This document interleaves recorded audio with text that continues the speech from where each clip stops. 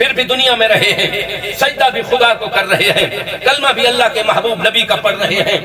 کبھی وہ میرے نبی کے اصحاب کی گستاخی کرتے ہیں، کبھی میرے نبی کی اولاد کی گستاخی کرتے ہیں، ان کے چہرے سیاہ ہوں گے، ان احباب کے چہرے سیاہ ہوں گے، کیونکہ یہ جس اللہ کو سجدہ کر رہے ہیں، جس نے سجدے کا طریقہ بتایا ہے، جس نے سجدے کی سمت بتائی ہے، جس نے سجدے میں پڑھنے کا انداز بتایا ہے، اس کی اولاد یا اصحاب کے متعلق اگر عقیدہ درست نہ ہو اور بندہ کہے کہ روز معاشر میرا چہرہ نور سے روشن ہوگا، وہ بڑی غلط فہمی میں مبتلا ہے، وہ بڑی غلط فہمی میں مبتلا ہے۔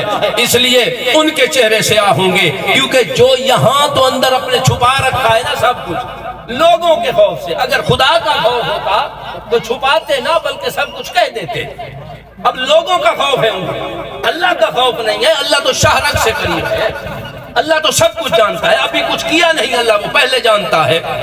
حضرت موسیٰ علیہ السلام کا دور ہے، پھر ایک بات اور یاد آ گئی ہے۔ حضرت موسیٰ علیہ السلام کے دور میں حضرت موسیٰ علیہ السلام کوہ طور سے واپس آ رہے ہیں، اللہ تبارک و تعالیٰ سے ہم کلام ہو کے واپس آ رہے ہیں۔ راستے میں دیکھتے ہیں کہ ایک نوجوان ہے، جوان آدمی ہے، شکل سے، حلیے سے اور اپنے لباس سے انتہائی غریب محسوس ہوتا ہے، نادار محسوس ہوتا ہے۔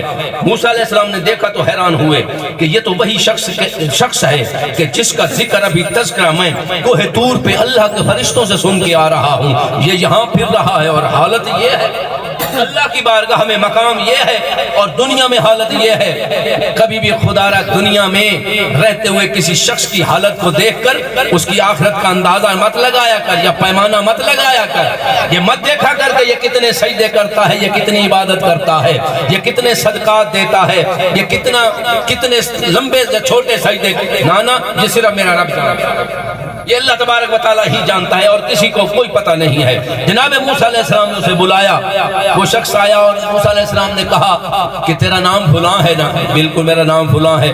آج کون سی عبادت کر کے آیا ہے؟ آج کون سا صدقہ دے کے آیا ہے؟ آج کتنی دیر اللہ کو یاد کیا ہے؟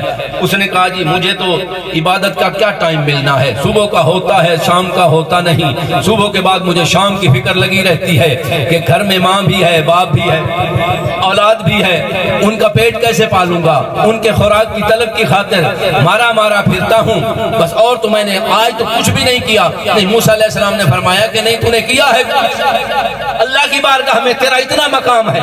بات اور یہ نیتوں کی، اللہ نیتیں جانتا ہے، اللہ ارادے جانتا ہے، اللہ کو ہر چیز کا معلوم۔ یہ لوگ جو اللہ تبارک و تعالیٰ سے منہ چھپا کر لوگوں کی وجہ سے حیرانگی اس بات کی ہے، وہ بدلہ اللہ نے دینا ہے، ڈر لوگوں سے رہا ہے۔ حیرت ہے تیرے ایمان پہ بھی ہے، تیرے علم پہ بھی حیرت ہے، اور سب سے زیادہ یہ کردار کون ادا کر رہا ہے؟ جو زیادہ علم والے لوگ ہیں، علم حاصل کرنے کے بعد اتنے گمراہ، جو خود گمراہ ہو گیا ہے وہ لوگوں کو کیسے سیدھے راہ پہ لائے گا؟